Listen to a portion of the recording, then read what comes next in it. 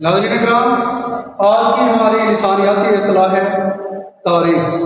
تاریخ کے لفظی معنی ہے کسی لفظ کو عربی بنانا۔ اصطلاحی معنوں میں کسی غیر زبان کے لفظ میں معمولی رد و بدل کر کے عربی میں رائج کرنے کو تاریخ کہا جاتا ہے۔ عموماً یہ ہوتا ہے کہ ہم غیر زبان کے لفظ کو جب کسی دوسری زبان میں لے جاتے ہیں تو اس میں تھوڑی بہت سی تبدیلیاں کرتے ہیں۔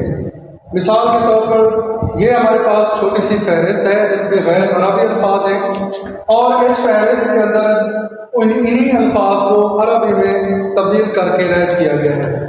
یہ الفاظ معرب ہیں، یعنی ان الفاظ کی تعریف کی گئی ہے، ان کو عربی بنایا گیا ہے۔ مثال کے طور پر پاکستان، عربی میں چونکہ پے نہیں ہے اس لیے وہ پاکستان کو باکستان کہہ دیتے ہیں۔ اسی طرح ٹیگور، عربی میں گاف